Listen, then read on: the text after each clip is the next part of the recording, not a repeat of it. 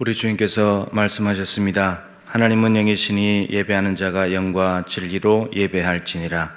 이제 다 같이 자리에서 일어나셔서 사도신경으로 신앙 고백하심으로 주일 일부 예배를 하나님께 드리겠습니다. 나는 전능하신 아버지 하나님 천지의 창조주를 믿습니다. 나는 그의 유일하신 아들 우리 주 예수 그리스도를 믿습니다. 그는 성령으로 잉태되어 동정녀 마리아에게서 나시고 본디오 빌라도에게 고난을 받아 십자가에 못 박혀 죽으시고 장사된 지 사흘 만에 죽은 자 가운데서 다시 살아나셨으며 하늘에 오르시어 전능하신 아버지 하나님 우편에 앉아 계시다가 거기로부터 살아있는 자와 죽은 자를 심판하러 오십니다. 나는 성령을 믿으며 거룩한 공교회와 성도의 규제와 죄를 용서받는 것과 몸의 부활과 영생을 믿습니다. 아멘. 자리에 앉으셔서 찬양함으로 하나님께 영광 돌리겠습니다.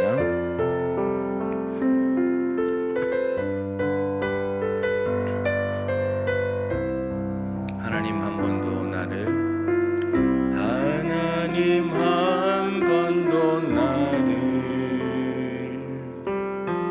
실망시킨 적 없으시고 언제나 공평과 은혜로 나를 지키셨네. 지나온 모든 세월들 돌아보아도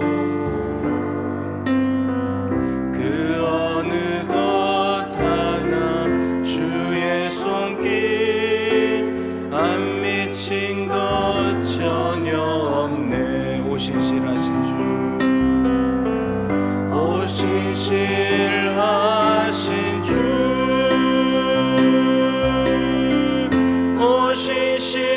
오신실하신 주, 내 너를 떠나지도 않으리라.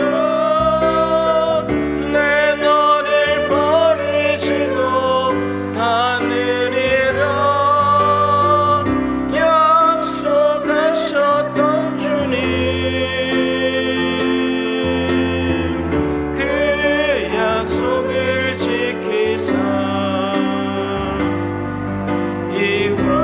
이후로도 영원토록 나를 지키시리라 확신하. 다시 한번 찬양합시다. 하나님 한 번도 나를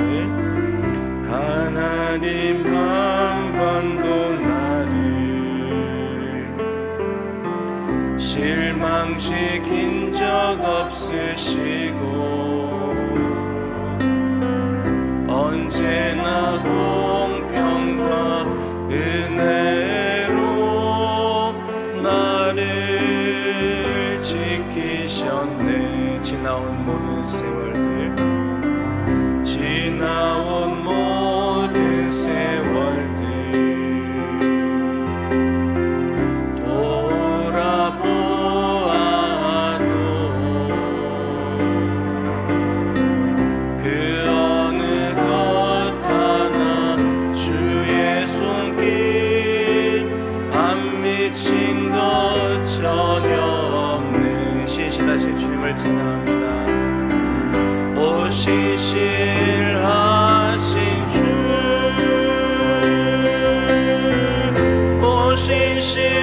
오신실하신 주, 내 너를 떠나지도 않으리라. 내 너를 버리지도 않으리라. 약속하셨던 주님, 그 약속을 지키사 이후로도 영원토록 나를 지키시리라 확신 주님은 나의 산성, 주님은 나의 산성, 주님은 나의 요새, 주님은 나의 소망, 나의 힘이 되시며. 아무것도 염려하지 말라. 아무것도 두려워 말라. 주 나의 하나님이 지켜주시네. 놀라지 마라, 겁내지 마라. 주님 나를 지켜주시네. 아무것도 두려워 말라. 아무것도 두려워 말라. 주 나의 하나님이 지켜주시네. 아멘. 놀라지 마라, 겁내지 마라. 주님 나를 지켜주시네. 내 맘이 힘에 겨워, 내 맘이 힘에 겨워 지칠지라도 주님 나의 힘이 되시네. 세상의 험한 꿈과 몰아칠 때도 주님 나를 지켜주시네. 주님은 나의 산성, 주님은 나의 요새, 주님은 나의 소망, 나의 힘이 되시며. 아무것도 두려워 말라. 아무것도 두려워 말라. 주 나의 하나님이 지켜주시네. 놀라지 마라, 겁내지 마라. 주님 나를 지켜주시네. 내 맘이 힘에 겨워, 내 맘이 힘에 겨워 지칠지라도 주님 나의 힘이 되시네. 세상의 험한 꿈과 몰아칠 때도 주님 나를 지켜주시네. 우리 믿음으로 고백합시다. 주님은 나의 산성, 주님은 나의 요새, 주님은 나의 소망, 나의 힘이 되신 여호와. 찬송가 280장 찬양 드립니다.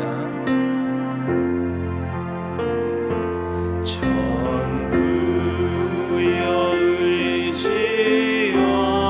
없어서 손 들고 옵니다. 주 나를 외면하시면 나 어디 가리.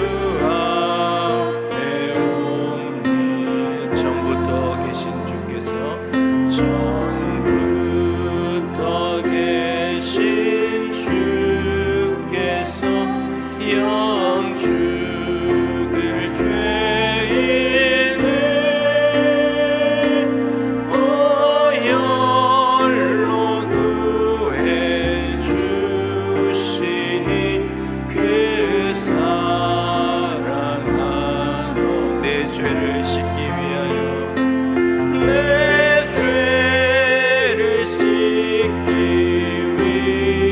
위하여 피 흘려 주시니 곧 회개하는 마음으로 주 앞에 옵니. 나 예수 의지함으로 나 예수 의지함으로 큰 권능 받아서 주님께 구한 모든 것 늘 얻겠습니다. 내 죄를 씻기 위하여 피 흘려 주시니 곧 회개하는 마음으로 주 앞에 옵니다. 우리 삶을 주관하시며 목자 되신 하나님 아버지, 일상의 많은 어려움 가운데 인내하며 극복할 수 있는 힘을 주시고 피난처를 마련해 주시는 크고 깊은 사랑에 감사와 찬양을 드립니다. 우리의 평소 삶이 늘 겸손하고 온유하며 절제와 분별력 있는 행동으로 믿는 자의 본이 되기를 원합니다. 진정성과 순수함을 잃어가는 이 시대, 오늘도 많은 시간과 열정을 세속적인 일들에 비중을 두고 각자 구하는 목적이 개인의 안위와 탐식, 정욕적인 것들에 집착하며 살고 있지는 않은지 자신을 점검해 보는 시간이 되게 하옵소서. 사랑의 주님, 저희들이 그리스도의 자녀된 자로서 본분을 망각하지 않게 하시고 헛되고 부질없는 것들에 마음과 시간을 빼앗기지 않도록 붙들어 주시옵소서. 또한 영의 눈이 깨어 하나님께서 계획하고 행하시는 일들을 보게 하시고 믿음의 그릇을 확장시켜 주옵소서. 저희들이 주님께서 걸어가신 그 자취를 따르려 할 때 많은 유혹과 장애물들이 앞을 가로막을 때가 많습니다. 강하고 담대한 믿음으로 실족하지 않게 하시고 날마다 주님과 동행하며 승리하는 삶을 살 수 있도록 은혜를 베풀어 주옵소서.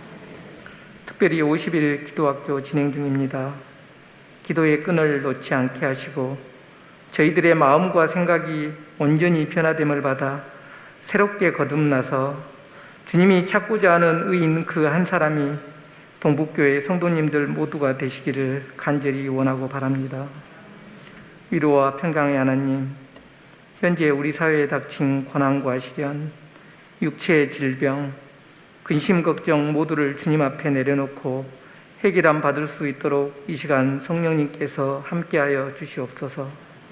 오늘 또 예배를 위해 분주히 준비하시는 목사님을 비롯하여 헌신하는 모든 분들께 부정합이 없도록 충만히 채워주시기를 원하며 이 모든 말씀 예수님의 이름으로 기도합니다. 아멘. 교회 소식입니다. 주보를 참조하시기 바랍니다. 아시는 대로 코로나 확산에 따라서 특별히 이제 수도권을 벗어나서 비수도권 가까이 있는 광주까지 좀 많이 확산이 됨에 따라서 정부의 지침 그리고 또 교단 총회의 지침 이란 또 시의 지침 이란 것들이 내려온 것들이 있어서 거기에 맞춰서 대략 정리를 해서 주보에 실어드렸습니다. 우리가 지금 하고 있는 주일 예배, 교회학교 예배, 수요예배, 새벽기도회 이 정규 예배들은 방역을 준수하면서 모임이 가능한 것으로 되어 있습니다. 그래서 이 한 번 한 번 드리는 예배를 우리 스스로가 방역을 하면서 잘 지켜나가는 것이 중요하겠다 말씀을 드립니다. 그리고 그 외에 소모임들, 중보기도 모임이랄지 남녀 선교회, 안수집사회, 권사회, 원래회, 자치단체 원래회들, 그리고 탁구 모임 이런 부분들, 또 기도회, 수련회, 부흥회 뭐 이런 모임들은 식사까지 해서 다 이렇게 금지된 것으로 되어 있습니다. 참조하시면 좋겠고요. 그리고 이과 발맞추어서 교인 인식 시스템 이제 QR 코드로 하는 그런 이제 장치를 도입하려고 합니다. 이것도 이제 권고 사항인데 19일 주일부터 다음 주일부터 시행을 할 것입니다. 예전에 우리 스마트폰에 순천 동북교회 모바일 요람을 한번 깔아드리는 것을 설명을 해드린 적이 있을 겁니다. 그 스마트폰에서 플레이스토어나 앱스토어에서 순천 동북교회 스마트 요람이라고 검색을 하시고 그것을 깔게 되면 스마트폰에 깔리게 됩니다. 그럼 거기를 누르시면 왼쪽 아래 보면 교인증이라고 하는 단어가 있습니다. 동그란 면에 조그만한 거. 그걸 누르시면 여러분들이 동북교회 교인이라는 이 바코드하고 QR코드가 나올 겁니다. 그러면 그것을 가지고 다음 주에 오시면 이렇게 갖다 대는 스캔할 수 있는 장치가 있는데 거기다 갖다 대면 여러분들이 자동적으로 출석이 됩니다. 그러면 이제 방명록을 적을 필요가 없습니다. 적을 필요가 없이 그걸로 하면 되고요. 그것을 이제 여러분들이 스스로 깔아보시고 혹시나 까는데 어려움이 있으시다면 다음 주에 오시면 1층 로비에서 그걸 깔아드리는 도우미들이 있을 겁니다. 그래서 폰을 들이시면서 요청을 하시면 깔아드리도록 하겠고요. 그리고 스마트폰을 사용하지 않는 분들이나 또 연로하신 분들은 좀 어려우실 수 있는데 그런 분들이 방명록에다가 다음 주까지 방명록에다가 이름을 써주시면 교인증을 따로 만들어 드리겠습니다. 아주 조그만한 거. 그래서 구멍 뚫어가지고 열쇠고리 같은 데 끼워서 다닐 수 있도록 그것을 만들어 드리겠습니다. 그것도 동일하게 다른 사람 스마트폰 갖다 대듯이 스캔 장치에 갖다 대면 여러분들 그냥 출석이 되는 것으로 이렇게 됩니다. 이제 이렇게 하게 되면 뭐 이제 우리 교인이 아닌 분들은 들어오기가 어렵겠죠. 그 이단들이나 이런 분들을 차단할 수 있고요. 그리고 혹시나 새가족들 그리고 등록하지 않았지만 예배 참석하시는 분들 또 처음 교회를 방문하시는 분들이 있을 수 있는데 불편하시더라도 기존처럼 방명록에다가 이름을 써주시기를 부탁을 드리겠습니다.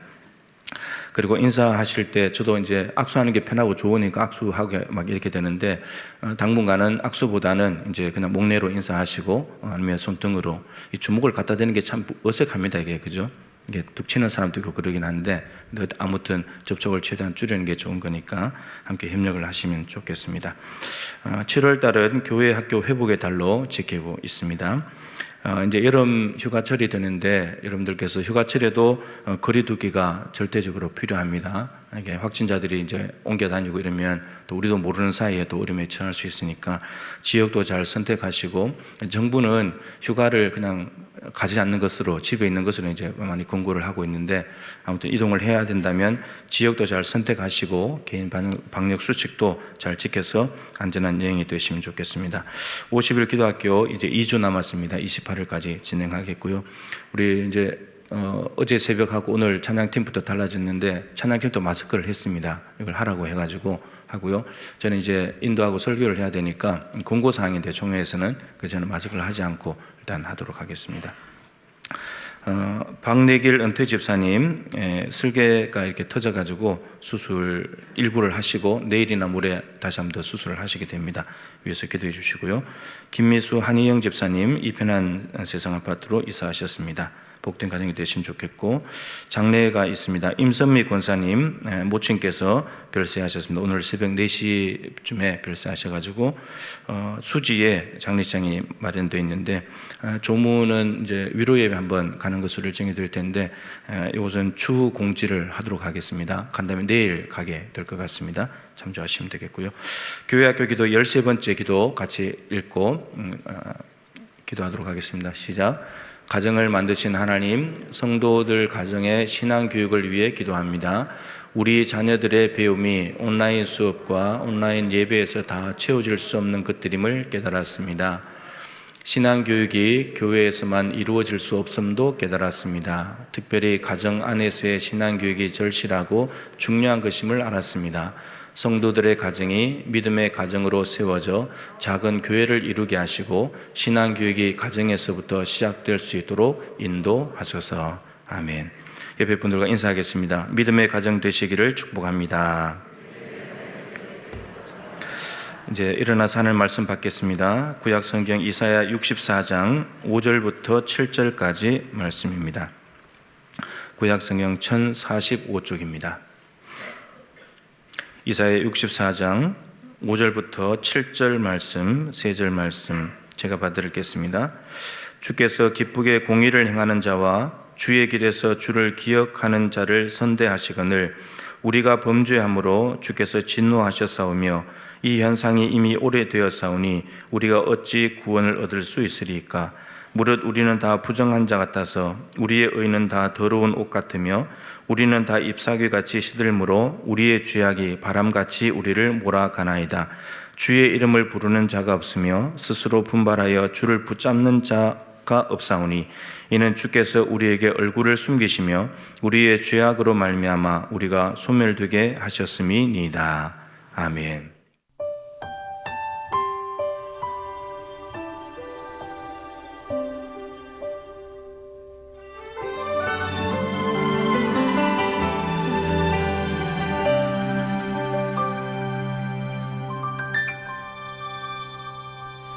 내가 천사의 말한다 해도 내 맘에 사랑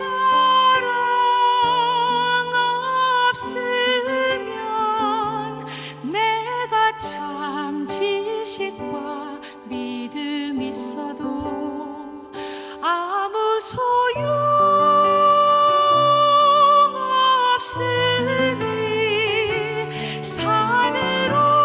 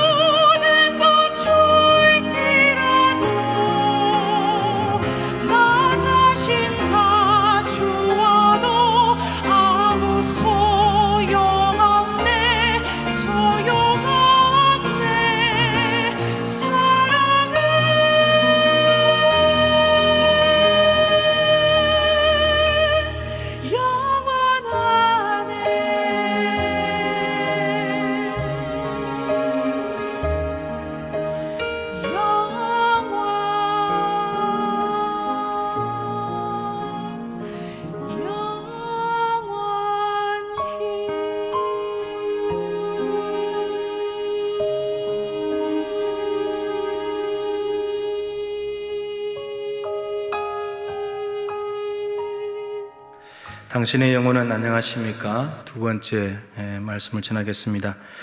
지난주 설교 때 영혼의 배터리를 잘 점검을 해야 되는데 계기판과 같은 장치들이 있다라고 말씀을 드렸죠. 5가지를 말씀드렸습니다. 기도, 말씀, 사명, 이웃사랑, 그리고 기쁨. 이 5가지를 점검하면 내 영혼이 지금 상태가 어떻구나 이걸 알 수 있다고 했죠. 영혼의 배터리를 점검하는 계기판이 또 있습니다. 바로 죄라고 하는 겁니다.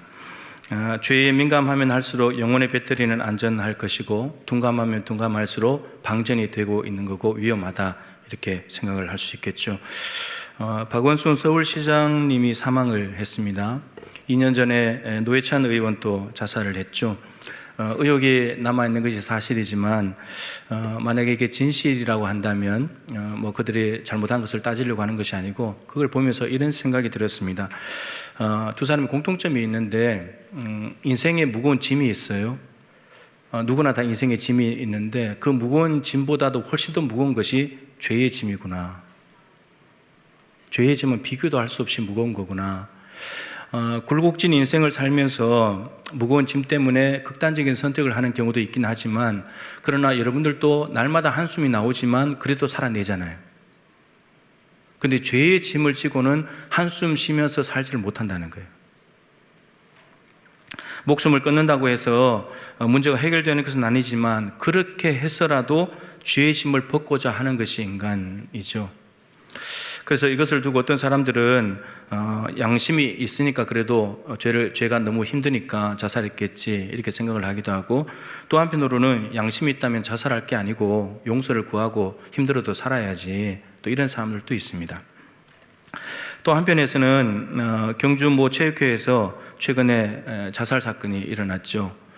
폭력을 이기지 못하고 극단적인 선택을 한 것인데, 그 연관된 3명을 보면 증거도 많고 증인도 있고 증언도 넘쳐나는데 양심이 너무 마비가 된 게 아닌가, 그런 생각을 하게 됩니다.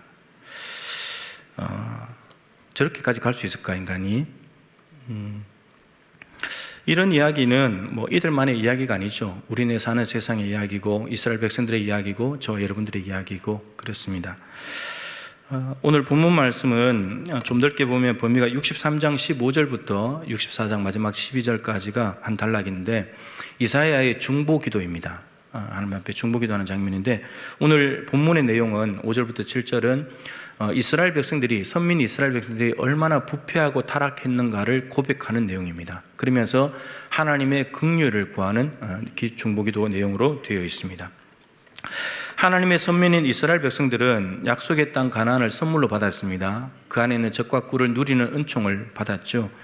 그런데 왜 가나안의 이 모든 복들을 잃어버리고 이방 땅의 포로로 잡혀오게 됐는가? 간단히 말하면 죄 때문인데, 오늘 본문은 무슨 죄를 지었냐 거기에 관심이 없고요. 초점이 어디에 있냐면 죄를 짓고 난 뒤에 태도가 어떠냐, 여기에 관심이 있습니다. 누구나 죄는 짓죠. 죄는 누구나 지어요. 누구나 죄는 짓는데 죄를 짓고 난 뒤에 태도는 다 똑같지 않아요. 달라요. 오늘 거기에 초점이 있습니다. 죄라는 것은 성경에서 관계적인 개념인데, 하나님과 나와의 관계, 거기에 문제가 생긴 겁니다. 문제가 생기는 것은 하나님 편에서는 문제가 없기 때문에 늘 우리 편에 문제가 생기죠. 하나님의 계명을 어기기 때문입니다. 계명을 어기게 되면 하나님께서 우리를 기뻐하지 않으시고, 우리가 계명을 잘 지키면 우리를 만나주시고 우리에게 복을 주시는 분이 하나님이십니다. 오늘 5절의 중간에 보면 우리가 범죄함으로 이렇게 말씀이 있는데, 이 범죄는 뭐 내용을 굳이 보자면 앞에 주께서 기쁘게 공의를 행하는 자와 주의 길에서 주를 기억하는 자를 선대하신다. 이 선대한다는 말은 만나주신다는 건데, 하나님께서는 분명히 공의를 행하는 사람, 공의는 하나님 보좌의 기초이고 하나님 나라, 하나님의 통치 방식이고, 그리고 그렇게 하면서 하나님 나라가 이루어지는 아주 중요한 정신이 공의라는 겁니다. 하나님이 그런 분이기 때문에 그렇게 행하는 사람을 기뻐하신다는 거죠. 그리고 주의 길에서 주를 기억한다는 말은, 길이라는 말은 계명입니다. 말씀. 그래서 주의 말씀을 기억하고 순종하는 사람, 이런 사람들은 하나님이 선대하신다, 만나주신다는 겁니다. 근데 문제는 이스라엘 백성들, 우리가 범죄했다는 겁니다. 그러면 거꾸로 말하면 공의를 행하지 않았다고, 하나님 말씀을 어겼다고 생각할 수 있겠죠. 이렇게 단순하게 볼 수 있습니다. 하나님이 선대할 만한 조건이 없어져 버린 거예요. 여러분, 만나서 복을 주시지 않는다면 만난다는 것은 심판이기 때문에 두려운 일이 되는 거죠. 지금 그 상태에 있다라고 하는 겁니다. 근데 그 결과가 무엇이냐면 6절입니다. 우리가 범죄함으로 생겨난 결과가 이렇게 됐다는 거죠. 3가지를 말했습니다. 첫 번째는 우리는 다 부정한 자 같아서 부정한 자가 됐다는 겁니다. 이건 종교적인 의미인데, 여러분 혈루증을 앓는다든지 문둥병이 걸리면 부정해서 격리가 돼야 되죠. 가정과 공동체를 떠나서 따로 있어야 됩니다. 근데 이스라엘 백성들 전체가 다 지금 범죄함으로써 부패했기 때문에 이스라엘 백성들 전체가 격리돼 버린 거예요. 어디로? 가나안 땅에서도 격리돼 가지고 바벨론에 가버린 거예요. 부정한 자가 돼 버렸다는 겁니다. 공의를 행하지 않고 말씀대로 살지 않는 결과라고 하는 거죠. 두 번째는 우리의 의는 다 더러운 옷같이 되었다.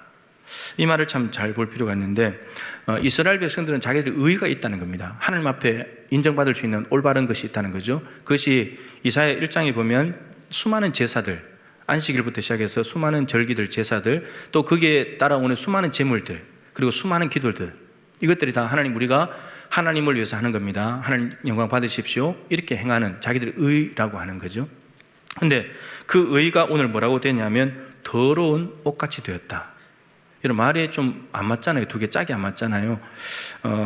우리의 의는 깨끗한 옷이다라고 하든지, 더러운 옷이라고 하려면 죄라고 하든지, 우리 더러운 죄라고 하든지, 이래야지 말이 맞는데, 근데 자기들은 의롭다고 생각한 것인데 하나님 앞에서는 더러운 옷이 되었다고 하는 겁니다. 그러니까 문제가 있다는 거죠. 의 자체가.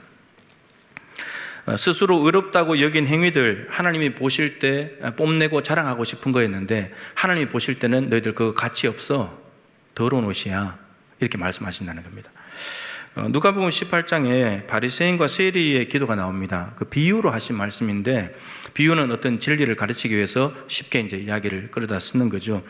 이렇게 되어 있습니다. 18장 1절이 자기를 의롭다고 믿고 다른 사람을 멸시하는 자들에게 비유로 말씀하신다.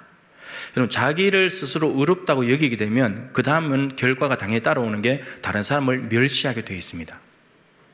내가 의롭다고 하는 기준이 있기 때문에 이 정도 기준이 안 되면 다른 사람들은 다 죄인인 거죠. 멸시하는 겁니다. 그래서 바리새인이 어떻게 했습니까? 나는 하나님, 저 세리가 토색 불이 간음을 하는데 저 같은 죄가 없음을 저는 감사합니다. 저 죄인들과 나는 다릅니다. 하나님, 그래서 감사합니다. 또 하나는 저 세리들이 하지 않는, 일주일에 2번씩 금식하고 11조를 하고 있는데 하나님, 이거 나는 저들 하지 않는 걸 하기 때문에 저는 의롭습니다. 이렇게 하나님 앞에 나아갔다는 겁니다. 상대적인 의에 사로잡힌 거죠.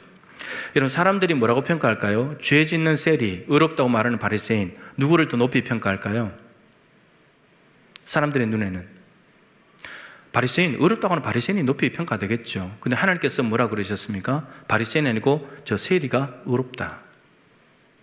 바리새인이 뽐내고 자랑했던 세리와 같지 않고 하지 않는 것을 하는 것에 대해서 자랑했는데 하나님은 너 그거 더러운 옷이야, 이렇게 말씀하신다는 거죠. 더러운 옷은 세리들이 지은 죄가 아니고 바리새인들이 뽐내고 자랑하는 의입니다. 우리 속으면 안 되는 거죠. 죄를 인정하는 사람보다도 더 심각한 것은 자기 스스로 의롭다고 여기는 사람입니다. 영적 교만이죠. 영적 교만. 이거는 약이 없어요. 바리새인들이 여러분은 회개합니까? 안 돌이킵니다. 스스로 의롭다고 믿고 다른 사람을 멸시하는 태도는요, 기도에서뿐만 아니고 일상적인 삶에서 다 드러납니다. 바리새인에게 인정받을 수 있는 사람은 거의 없었어요. 예수님도 죄인 처리해버렸잖아요. 자기들이 제일 의로우니까. 이게 심각한 병입니다. 그래서 지금 오늘 고백하기를 우리의 그 의가, 하나님 앞에 자랑했던 그 의가 더러운 옷같이 되었습니다. 그리스도로 옷 입어야 되는데 자기 의로 옷 입었더니 그 더러운 거라고 하나님께서 이렇게 말씀하신다는 거죠. 그리고 세 번째는 스스로 우리는 다 잎사귀같이 시들므로, 잎사귀같이 시들어 버렸다는 거예요. 여러분, 잎사귀는 아무리 많아도 시들게 되어 있습니다. 생명력이 한계가 있으니까 시들어 버리는, 이스라엘 백성들이 시들어 버렸다는 게 지금 가치 없는 존재가 됐다, 이런 말입니다. 한계가 있게 됐다는 거죠. 여러분, 이스라엘 백성들도 죄 지을 수 있죠. 죄 지을 수 있어요. 부정한 자 될 수 있고요, 자기 잘한 것을 자랑할 수도 있고요, 시들어 버린 자가 될 수도 있어요. 근데 중요한 건 이거예요. 처음에는 이스라엘 백성들이 죄를 지었는데, 근데 나중에는 어떻게 되냐? 죄가 반복이 되면서 죄가 이스라엘 백성들을 끌고 가요. 그게 6절 하반절 말씀이에요. 우리의 죄악이 바람같이 우리를 몰아가나이다. 5절에 우리가 범죄함으로, 이 단어와 연결시키면 우리가 범죄했는데, 근데 나중에는 죄가 우리를 바람같이 몰아가 버렸습니다, 이렇게 말합니다. 이런 바람같이라는 말은 쉽게 말하면 미국에 오는 허리케인 생각해 보세요. 회오리 바람. 뭐든지 다 부셔버리고 삼키잖아요. 그리고 몰아간다는 말은 히브리어로 들어 올린다는 뜻입니다. 이런 겁니다. 이스라엘 백성들이 죄는 가나안 땅에서 지었는데 이 죄가 반복이 되면서 그 죄악의 허리케인이 이스라엘 백성들을 들어 올려가지고 바벨론 땅에 던져버렸다는 겁니다. 술 먹는 사람들이 그러죠. 처음에는 내가 술을 먹다 보면 술이 술을 먹고 술이 술을 끌어당기니까 자꾸 먹게 되고 나중에 어떻게 됩니까? 술이 나를 먹는다. 술의 종이 되는 거예요. 몸도 가누지 못하고 비틀비틀거리면서 이렇게 됐다는 겁니다. 로마서 6장 16절 말씀을 보겠습니다. 너무너무 중요한 말씀인데 딱 여기에 맞는 상황입니다. 시작. 너희 자신을 종으로 내주어 누구에게 순종하든지 그 순종함을 받는 자의 종이 되는 줄을 너희가 알지 못하느냐? 혹은 죄의 종으로 사망에 이르고 혹은 순종의 종으로 의에 이르느니라. 이스라엘 백성들이 죄에게 자신을 내줘서 범죄하면서 그랬더니 죄의 종이 돼가지고 죄가 끌고 가버린다는 거예요. 몰아가버린다는 거예요. 술의 종이 된 것처럼. 여러분, 왜 이렇게 되었을까요? 처음부터 이랬을까요? 하나님이 죄 한 번 딱 지었는데 이렇게 너무나 심각한 바벨론 포로라는 이 심각한 결과를 하나님께서 가져왔을까요? 불신자라면 이해가 되겠지만, 불신자야 뭐 당연한 일이겠지만, 근데 하나님을 믿는다고는 백성들이 어떻게 이렇게까지 될 수 있을까? 오늘 핵심은 여기에 있어요. 아까 말씀드렸죠. 죄는 누구나 지을 수 있는데 죄를 짓고 난 뒤에 그 다음 태도가 중요하다고요. 그 다음 태도가 또 다른 결과를 만들어냅니다. 7절에요. 이스라엘 백성들의 태도가 7절에 있습니다. 두 가지 말했는데 첫 번째, 주의 이름을 부르는 자가 없대요. 주의 이름을 부른다는 말은 예배한다는 뜻입니다. 하나님의 이름을 부르면서 예배하는 사람이 없다는 거예요. 죄를 지었는데도 하나님을 찾아가지 않는 거예요. 우상을 만들어서 우상을 옆에 두고 우상의 이름을 부르며 우상을 섬기는 데 빠져버렸으니까 하나님의 이름을 안 부르는 거예요. 이 말은 거꾸로 말하면 하나님의 이름을 부르면 살 수 있다는 거잖아요. 너희들이 내 이름 부르고 나한테 와서 예배하면 살 수 있는데 부르는 사람이 없다는 거예요. 단 한 사람도. 두 번째, 스스로 분발하여 주를 붙잡는 자가 없사오니. 여러분, 여기 스스로 분발하다는 말은 히브리어 단어로 힘을 내가지고 힘을 떨쳐서 일어나다. 근데 그게 한자로 말하면 분발이에요. 네. 그리고 주를 붙잡는 자라는 말은 주님께 도움을 구하기 위한 행동이죠. 혈루증 걸린 여인이 예수님 옷자락을 잡듯이 주를 붙잡는 자. 이걸 히브리어 어순에 따라서 다시 번역을 하면 이렇게 됩니다. 주의 도우심을 구하기 위하여 스스로 일어나는 사람, 분발하는 사람이 없다. 한 사람도. 그러니까 의지 자체가 없는 거예요. 이 분발하다, 스스로 분발하는 자체가 죄기 형태로 되어 있기 때문에 자기 의지가 포함되어 있는 말이에요. 죄가 너무 좋아가지고 죄에 찌들고 장아찌가 돼서 죄에서 벗어나기 싫은 거예요. 분발하지 않는 거예요. 일어날 힘조차 내지도 않는 거예요. 낼 힘도 없지만 안 내는 거예요. 탕자처럼 스스로 돌이켜서 돌아가야 되는데 스스로 돌이킬 마음이 없는 거예요. 이 상태가 돼버렸다는 거죠. 그럼 이것도 거꾸로 말한다면 스스로 분발하여서 주를 붙잡기만 한다면 주님 용서해 주실 텐데 근데 그걸 안 하고 있다는 말이에요. 그러니까 결국은 하나님 앞에 용서를 구하고 분발했더라면 용서받아서 새롭게 살 수 있는데 그걸 안 하니까 죄가 사로잡아서 바벨론을 끌고 가버렸다는 거예요. 여러분, 죄를 지어도 분발한다면 용서받을 수 있는데 스스로 알아차리지 못한다면 옆에서 누가 알려준다면 그때 분발하면 돼요. 그때도 기회가 있어요. 우리는 스스로 못 깨달을 때도 많아요. 근데 옆에서 알려주고 깨닫게 해준다면 돌이키면 되는 거예요. 그럼 다윗이 사울을 피해서 도망 다닐 때 사울의 옷자락을 벤 사건이 있죠. 옷자락을 베고 난 뒤에 다윗이 어떻게 했습니까? 양심이 찔렸잖아요. 하나님의 기름 부음 받은 자의 옷을 내가 잘랐구나. 죽인 것은 아니지만 위협을 가한 것은 아니지만 옷자락을 잘랐구나. 양심이 찔려버린 거예요. 여러분, 이때는 다윗이 예민했어요. 옷자락 자른 것 때문에 하나님 앞에 회개할 정도였으니까 예민했다고요. 그런데 문제는 이제 나라가 안정이 되고 전쟁터에 직접 가지도 않고 쫓겨다니지도 않고 이제는 임금이 돼가지고 왕궁에 딱 있으면서부터 문제가 생긴 거죠. 왕궁 지붕에 올라갔는데 밧세바가 눈에 들어온 거예요. 여러분, 옷을 자를 정도의 예민함만 그때까지만 있었어도 금방 눈을 돌리고 밑으로 내려왔을 거예요. 근데 그게 안 되는 거예요. 육신적인 정욕이 일어나기 시작했습니다. 밧세바 데리고 와라. 그리고 간음을 했죠. 임신을 시켰어요. 근데 놀랍게도 다윗의 양심이 작동하지 않아요. 작동하지 않아요. 분발하지 않아요. 분발하지 않아요. 임신 사실을 숨기기 위해서 전쟁터에 있는 남편 우리아를 불러들였죠. 남편이 임신한 것을 위장하려고 2번이나 시도했는데 실패했어요. 너무나 충성스러운 우리아였기 때문에. 그때도 못 깨달았어요. 이거 안 되는 거구나. 깨달았어야 되는데. 더 심각해졌죠. 우리아를 적진 가까이 보내서 죽게 만들었어요. 여러분, 이 정도 되면은 이미 분발하려고 해도 힘이 없어요. 이거는 너무 깊이 들어가 버렸어요. 우리아의 장례가 끝나자 밧세바를 데려가서 자기 아내로 삼아버립니다. 너무나 이 타락한 다윗의 모습을 보게 됩니다. 나라가 안정이 됐을 때 양심 없습니다. 분발하는 것 전혀 없어요. 그러나 더 깊이 빠져들고 있습니다. 숨기려고만 하지. 그런데 나단 선지자가 알려주면서 그제서야 죄를 깨닫고 분발하면서 하나님의 이름을 부르며 회개했죠. 그때 하나님께서 용서해 주셨습니다. 옆에서 알려줘도 인정하지 못하고 깨닫지 못한다면, 받아들이지 않는다면 방법이 없어요. 그러나 다윗처럼 자기가 못 깨달았을 때 누군가 깨닫게 해줘서 돌이킬 수 있다면, 분발할 수 있다면 괜찮은 거예요. 하나님 용서해 준다는 거죠. 우리의 관심은 이것입니다. 지적을 받고 난 뒤에 분발하는 것도 괜찮고, 좀 더 간다면 옷자락을 베고 난 뒤에, 죄를 짓고 난 뒤에 금방 알아차리는 예민함이 있으면 더 좋고, 근데 그 전으로 돌아간다면 죄가 다가왔을 때 이미 깨닫는 것, 여기까지 예민함을 좀 가져보자 하는 겁니다.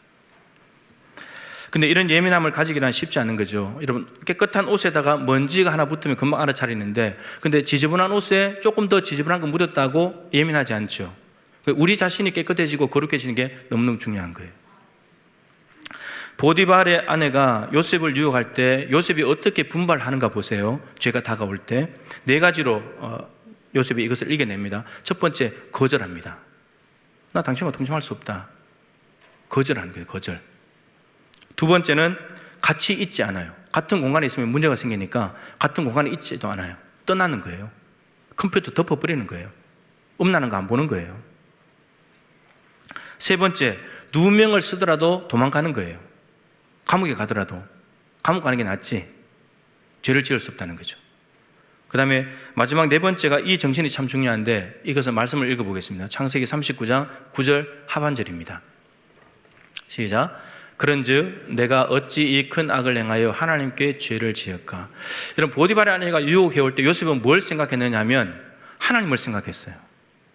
하나님이 지금 보고 계시는데, 코람데오, 하나님의 면전에서 하나님이 지금 이 상황을 보고 계시다면 내가 어떻게 해야 될까? 보디발의 아내를 탐할 것이 아니라 하나님을 생각하고, 그래서 떨쳐버리는 거예요. 요셉이 분발하는 거죠. 하나님 생각하면서 일어나는 거예요. 분발하지 않으면 유혹에 넘어갈 수밖에 없습니다. 그리고는 우리는 말하죠. 제가 유혹해서 그랬다고, 뱀이 유혹해서 선악과 따먹었다고. 여러분, 그렇게 말한다고 해서 무죄가 되는 게 아닙니다. 하나님은 하와도 저주했잖아요. 임신하는 고통을 더한다고. 오늘 결국 드리고자 하는 말씀이 이건데, 죄에 대해서 왜 우리는 예민하지 못한가? 우리의 생각, 우리의 기준이 설정을 좀 바꿔야 되기 때문에, 우리가 생각의 틀을 잘못 설정하고 있는 게 있습니다. 죄를 너무 가볍게 생각하는 경향이 있다는 거죠. 3가지로 말씀드릴 텐데, 첫 번째는 어떻게 죄를 가볍게 생각하는가? 우리 기준이 이런 생각이죠. 나 하나쯤이야. 나 하나 잘못한다고 뭐 큰일 나겠어? 이런 거죠. 아간이 여리고의 전리품을 하나님께 다 드려야 되는데 훔쳤어요. 몇 개를. 여리고 전리품 전체에 비하면 별것 아니지만, 근데 그거 훔쳤다가 어떻게 됐습니까? 그 다음 아이성 전투에서 패배를 당했어요. 36명 이스라엘 백성들이 죽었어요. 전쟁에서 졌죠. 낙담됐죠. 아간과 가족들 다 죽었죠. 훔친 거 하나도 가지지 못했죠. 이게 한 사람 때문에 일어난 일입니다. 나 하나쯤이야가 안 됩니다. 죄는 절대 그럴 수가 없어요. 절대 그럴 수가 없습니다. 코로나가 한참 퍼져나갈 때 서울에 학원 강사인데 무직이라고 속였던 사람 있잖아요. 나 하나 뭐 이렇게 한다고 뭐 될까? 근데 얼마나 많이 퍼져나갔어요. 그 한 사람 때문에. 나 하나쯤이야가, 이건 우리 생각의 틀을 바꿔야 돼요. 나 하나도 위험하다. 절대 안 된다. 두 번째, 이 정도 죄쯤이야. 작은 죄. 아나니아와 삽비라가 사도행전 5장에 성령 충만한 교회에서 바나바처럼 자기의 밭을 팔아서 가난한 사람들 도와주려고 일부를 숨기고 일부를 갖다 내면서 그때까지는 괜찮죠. 근데 일부 냈는데 전부 다 냈다고 거짓말했죠. 여러분, 우리는 거짓말하고 살잖아요. 근데 거짓말했다가 베드로 안에 계신 성령을 속이지 못했다가 3시간 만에 부부가 장례를 했습니다. 이게 작은 죄, 이 정도 죄쯤이야 이게 안 된다니까. 죄는 절대 그럴 수가 없어요. 요즘 바다가 얼마나 힘들어합니까? 물고기들이. 뭐 때문에요? 뭐 때문에 힘들어요? 우리가 대수롭지 않게 보니 플라스틱 때문에. 플라스틱 그거 배에 있는 거 귀찮다고 갖다 버려가지고 물고기들 거기에 걸려가지고 플라스틱 코에 박히고 뱃속에 열어봤더니 플라스틱 잔뜩 들어있고 그 물에 걸려가지고 고래가 죽어가고 있고, 다 인간이 저지른 것들. 물고기들이 무슨 플라스틱을 만들어내겠어요? 인간이 한 거지. 그냥 아무렇지 않게 버린 거 한두 개가, 한 개, 두 개가 쌓이다가 보니까 결국은 물고기들의 생명을 위협하는 것이 되어버렸다는 거죠. 세 번째는 이겁니다. 나만 죄 짓나? 왜 나만 갖고 그래? 잘못이 드러났을 때 인간의 모습이 이겁니다. 근데 여기는 잘 들여다보면 자기의 죄를 인정하는 거죠. 왜 나만 갖고 그러냐고 했으니까. 다른 사람도 죄인데 왜 그러냐. 이 말은 자기의 죄는 인정하는데 내 죄가 들켜서 비난받는 거 싫다는 거예요. 안 들켰으면 괜찮은 건데, 이런 마음인 거죠. 그러면서 이렇게 말하잖아요. 죄 안 짓는 사람이 어디 있어? 털어서 먼지 안 나는 사람 어디 있어? 이렇게 말해요. 여러분, 이게 마귀의 소리예요. 하나님은 죄의 삭은 사망이라고 했잖아요. 근데 마귀가 와서 야, 죄 안 되는 사람 어디 있어? 다 죄죠. 다 털면 먼지 나. 근데 놀랍게도 우리가 이 말을 들어버리면 위로가 돼버린다는 거예요. 위로가 돼버려요. 그렇지, 맞아. 다른 사람도 옆에 사람 죄 짓지 나만 더러운 게 아니지. 이러면 위로가 돼요. 근데 이 위로의 말이 독이에요. 죽는 거예요. 다른 사람도 하니까 우리도 한다. 다른 사람도, 다른 데도 이렇게 하니까 우리도 이렇게 하자. 이런 생각이 많아요. 여러분, 우리의 기준은 세상이나 다른 사람 죄가 아닙니다. 하나님이지. 여러분, 그렇게 생각할 것 같으면 우리가 예수 믿을 필요가 뭐가 있어요? 다른 사람 죄 지니까 나도 죄 짓자. 여러분, 열심히 살다가 연약해서 실수하는 거하고 대놓고 죄 짓는 거하고 다른 문제잖아요. 근데 우리는 그걸 합리화시킨다고요. 남도 하니까 우리도 한다. 왜 우리만 갖고 그러냐? 그러면 예수 믿을 필요가 없잖아요. 구별되게 살아야 되는데, 세상하고 우리는 달라야 되는데, 우리 스스로가 똑같이 살아도 괜찮다 이렇게 말해버리는 거잖아요.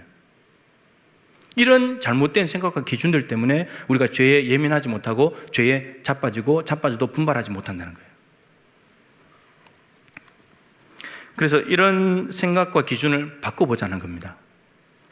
윤동주 시인의 서시를 제가 많이 말씀드리는데, 죽는 날까지 하늘을 우러러 한 점 부끄러움이 없기를 잎새가 이는 바람에도 나는 괴로워했다. 세속적인 삶과의 타협을 거부하고 어떤 부끄럼도 없는 순결한 도덕적 삶을 살고자 했던 이 윤동주 시인의 의지와 그리고 고뇌를 표현하는 말이죠. 잎새 이는 바람은 아주 작은 흔들림이에요. 이게 자세히 쳐다보지 않고 무심결에 보면 알아차릴 수 없는 아주 작은 흔들림. 예를 들면 이런 겁니다. 어떤 사람이 막 속상한 말인데 분노가 일어나려고 하는 것을 알아차리는 거.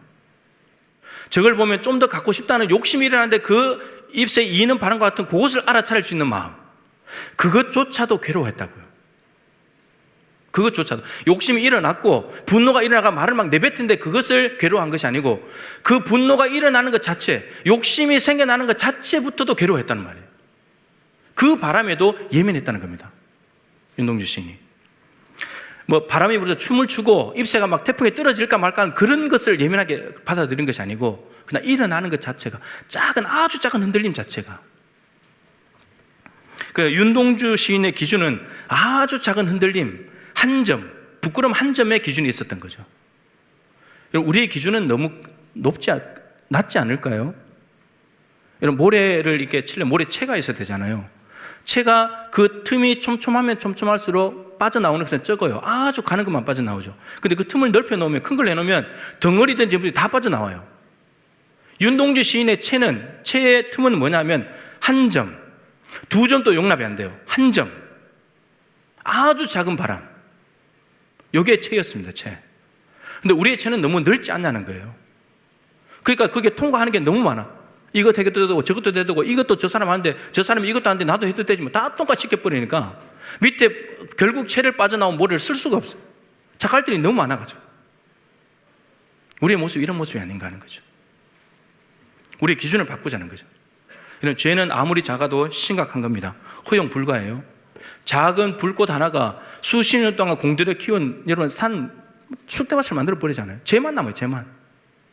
작은 거 하나 허용했다가. 예.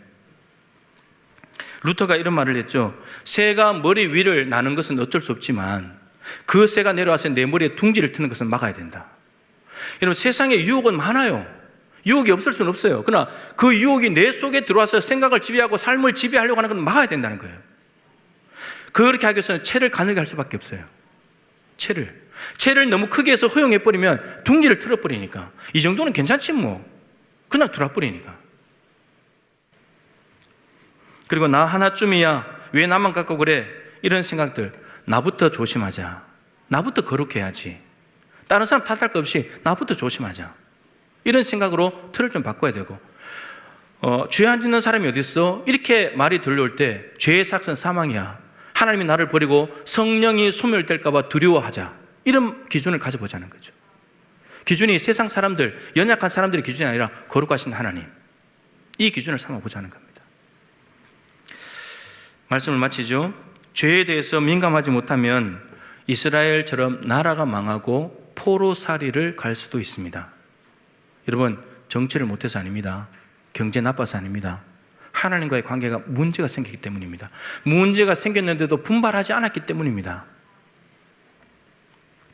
우리나라 경제가 여러분 지금보다 더 좋아져도 우리가 죄 짓고 살아보세요. 나라가 되는가? 안 되는 거예요. 코로나가 여러 가지 어려움으로 마음을 짓누르는 고통을 주지만 고통의 틈새를 비집고 들어오는 죄에 대해서 민감할 필요가 있습니다. 코로나 핑계할 수 없다는 말입니다. 이 틈을 비집고 들어올 겁니다. 지금도 집에서 예배하는 게 너무 편하고 익숙해져가지고 교회 안 가도 되지. 집에서 예배하는 코로나가 귀찮아져서 오기가 귀찮아져서 여러분 이건 하나님 앞에 범죄하는 거예요. 자녀들 연로하신 부모님들이 걱정이 돼서 집에서 하는 건 하고는 다른 문제예요. 하나님 예배를 부르면 예배해야 되잖아요. 죄에 대해서 민감하게 대처하지 않고 분발하지 않는다면 코로나가 주는 고통보다도 훨씬 더 큰 죄의 고통이 오게 될 것입니다. 기도, 말씀, 사명, 이웃사랑, 기쁨 5가지가 부족해도 영혼의 배터리에 문제가 생기지만 5가지가 있다면 분별하기는 쉽습니다. 분발하기는. 그러나 죄, 이 한 가지에 문제가 생기다면 배터리는 금방 망가지고 방전됩니다. 죄는 더 예민한 거예요. 쓰레기를 빨리 버리지 않고 쌓아놓고 있으면 냄새나고 벌레 생기죠. 여러분 생길 때마다 버려야 돼요. 생길 때마다 하나님의 이름을 부르면서 분발해야 돼요. 자꾸 누적시켜 놓으면 안 된다는 거예요. 못 벗어나니까. 하나님의 이름을 부르십시오. 오늘 죄가 깨달아진다면, 죄가 있다면 하나님의 이름을 부르십시오. 하나님이 용서하신답니다. 분발하면 용서해 주신답니다. 깨끗하게 해 주신답니다. 그리고 돌아가서 앞으로 죄가 다가올 때 여러분 엄격한 기준, 나름대로의 기준을 가지고 한 점도 허용하지 않겠다는 이 엄청난 결단을 가지고 하나님 앞에 나아갈 때 우리는 죄로부터 우리 영혼의 배터리를 지켜낼 수 있게 될 것입니다. 죄로부터 우리의 배터리를 깨끗하고 건강하게 만들어서 범사가 잘 되고 강건하게 되시기를 축복합니다. 하나님, 우리 영혼의 배터리는 늘 점검해야 합니다. 오늘은 죄가 우리 영혼의 배터리를 점검하는 기준임을 보았습니다. 주님, 이스라엘 백성들을 반면교사 삼게 하여 주옵시고 죄에 대해서 민감하고 쥐었다면 분발하여 회개하고 하나님의 이름을 부르는 가운데 용서받고 살아가는 저희들이 되게 하여 주시옵시고 죄를 미워하게 도와주시고 싫어하게 도와주시옵시고 피 흘리기까지 필요하다면 죄와 싸울 수 있는 용기도 허락하여 주시옵소서. 예수님 귀하신 이름으로 간절히 기도드립니다. 아멘.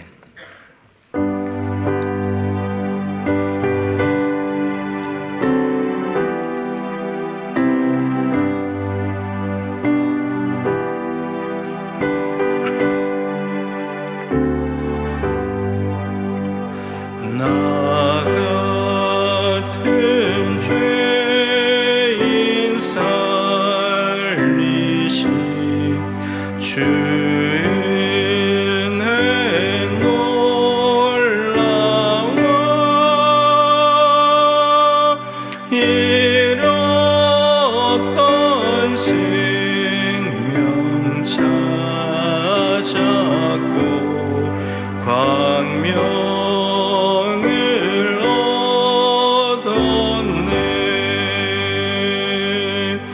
큰 죄악에서 건지시 주의 내 고마워 나 처음 믿은 그 시간 귀하고 귀하다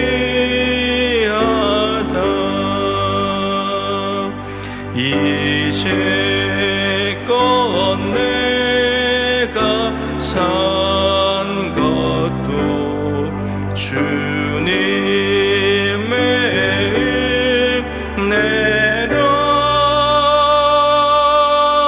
또 나를 장차 본향에 인도해 주시리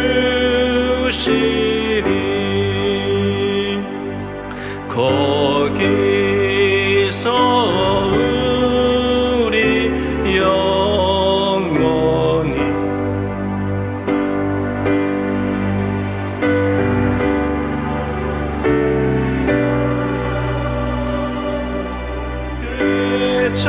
해처럼 밝게 살면서 주 찬양하리라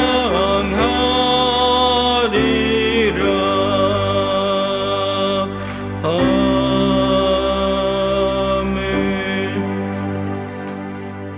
하나님, 이 세상 천지에 나보다 더 더럽고 추한 죄인이 어디 있겠습니까?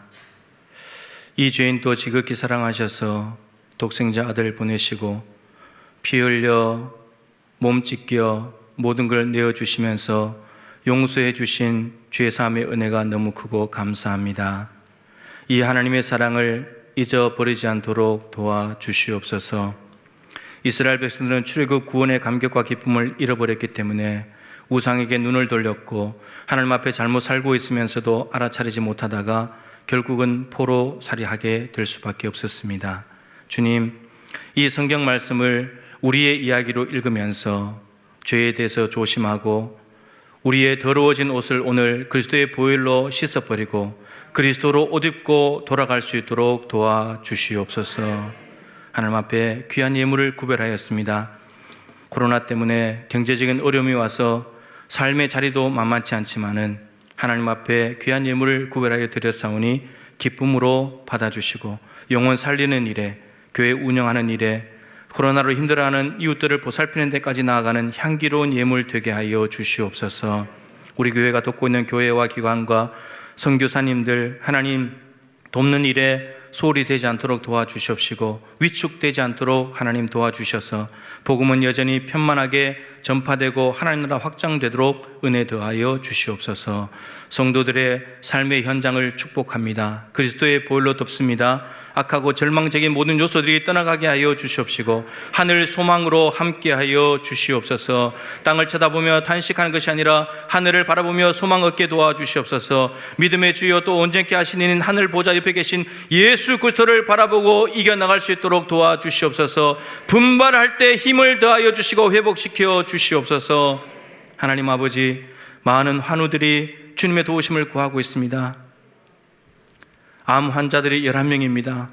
수술을 하고 회복을 기다리고 있고 암 투병을 하고 있고 또 수술이 예정되어 있습니다. 뼈에 관련된 질병들도 많고 혈관에 관련된 것들도 많습니다. 하나님, 또 힘줄 근육에 관련된 것도 있습니다. 어찌할 수 없는 노릇이니 하나님께서 자비를 베풀어 주시옵소서. 서로 기도하는 믿음의 중보 기도가 병든 자를 살린다고 하셨사오니 우리의 간절한 기도에 들어 응답하여 주시옵소서. 간호하는 가족들이 많이 지쳤다고 합니다. 하나님, 그러지 않겠습니까? 얼마나 힘들겠습니까?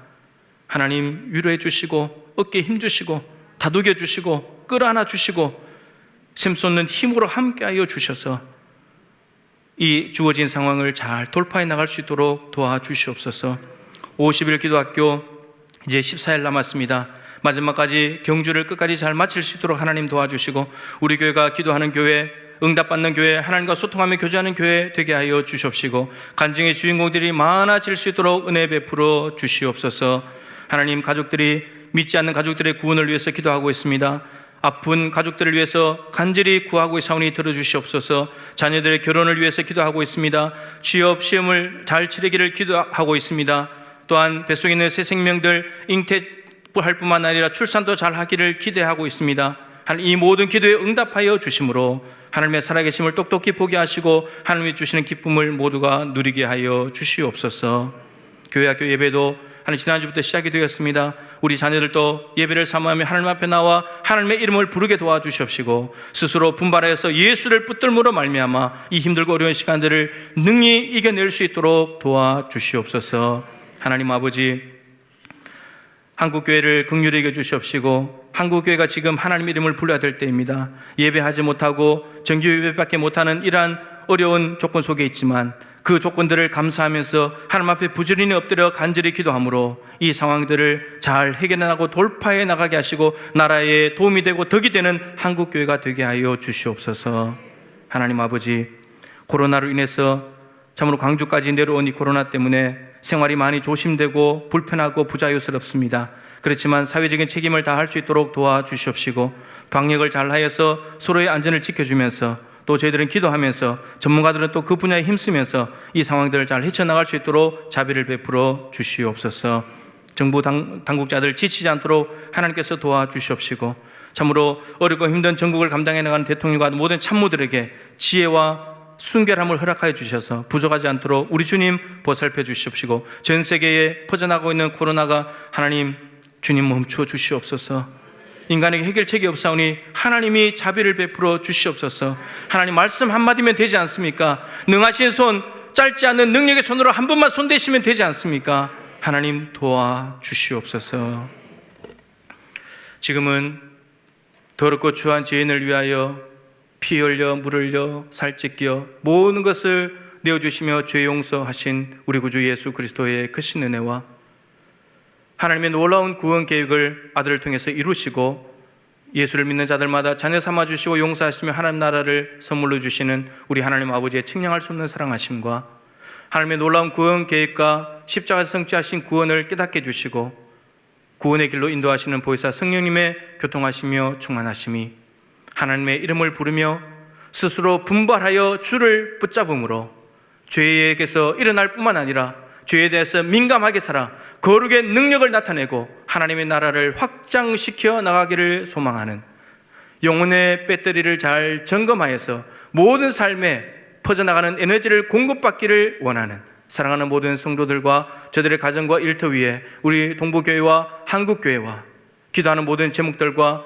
코로나로 인해서 힘들어하는 전 세계 열방 위에 항상 함께하여 주시기를 간절히 축원하옵나이다. 아멘.